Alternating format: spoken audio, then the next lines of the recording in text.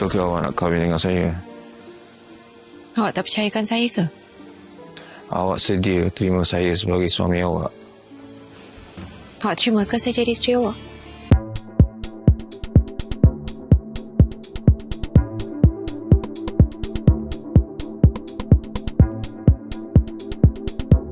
Pada video ini, admin akan kongsi sinopsis drama Dendam Seorang Mentua episod 40 yang akan tayang malam ini.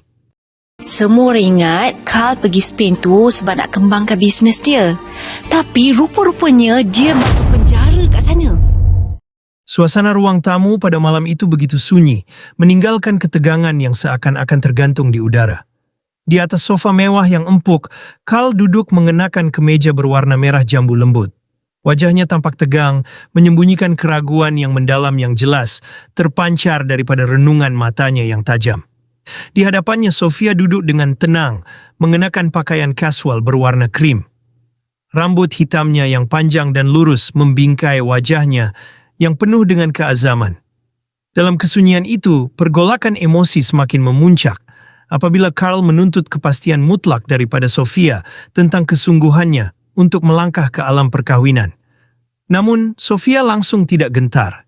Dia membalas renungan Carl dengan penuh keberanian, seolah-olah mempersoalkan sejauh mana Carl benar-benar mempercayainya.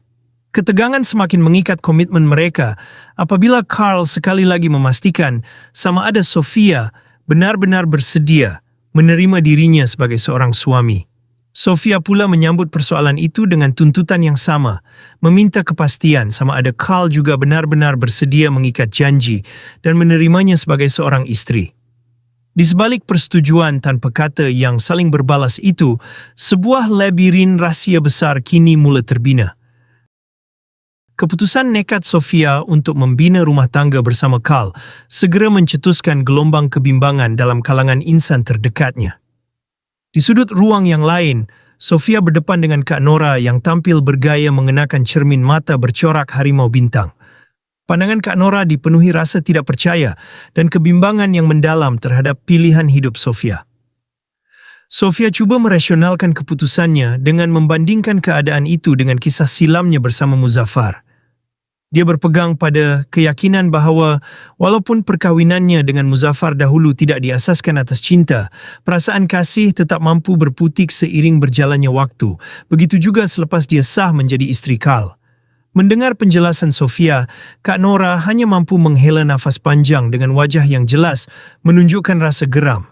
Dengan nada yang tegas, Kak Nora menolak keras perbandingan tersebut dan menegaskan bahawa Carl sama sekali tidak boleh disamakan dengan Muzaffar. Melalui peringatan itu, Kak Nora cuba membuka mata Sofia bahawa terdapat bahaya besar yang sedang menanti di sebalik latar belakang Carl yang penuh misteri. Ketika Sofia terus mempertahankan keputusannya, sebuah rahsia gelap mula terbongkar di ruang yang berasingan. Yasmin, yang malam itu mengenakan hijab bercorak merah jambu, terlibat dalam perbualan yang amat serius bersama Puan Bimah yang berhijab hitam. Wajah Puan Bimah berubah tegang sebaik sahaja mendengar maklumat yang dibawa oleh Yasmin.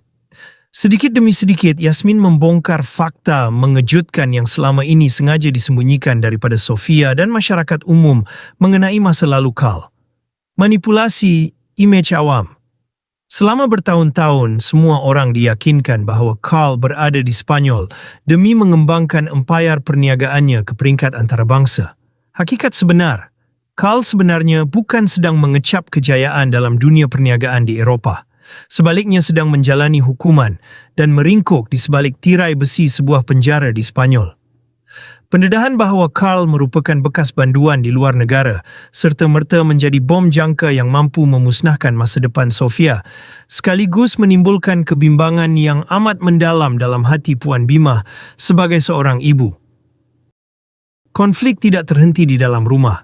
Di kawasan parkir yang gersang di bawah terik matahari, pertelingkahan lain pula sedang memuncak. Haris yang mengenakan baju polo hijau gelap berdiri di sisi sebuah tiang dengan wajah yang penuh kekecewaan. Di hadapannya, Yasmin melepaskan kemarahan yang membuak-buak terhadap Haris kerana rancangan mereka telah gagal. Yasmin menyalahkan Haris sepenuhnya dan menuduhnya bertindak bodoh. Bukannya berjaya membuatkan Sofia kembali mencintainya, segala tindakan Haris selama ini hanya menyebabkan Sofia semakin menjauh dan semakin membencinya. Dalam keadaan terdesak dan buntu, Haris cuba merangka satu lagi strategi licik dengan mendesak Yasmin supaya mendekati dan mengahwini Carl demi menggagalkan rancangan perkahwinan Sofia.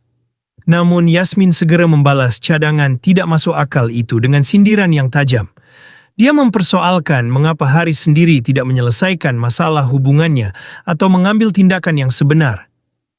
Sindiran itu terus mencetuskan kemuncak kemarahan Haris. Dengan pandangan mata yang syarat dengan luka hati, penyesalan dan dendam, Haris akhirnya meluahkan segala kekecewaan yang telah lama dipendam. Dia sadar sepenuhnya bahawa jika meraih semula hati Sofia atau merealisasikan perkahwinan yang diimpikannya semudah itu, sudah tentu dia telah melakukannya sejak dahulu lagi, sebelum segala-galanya menjadi terlambat seperti hari ini.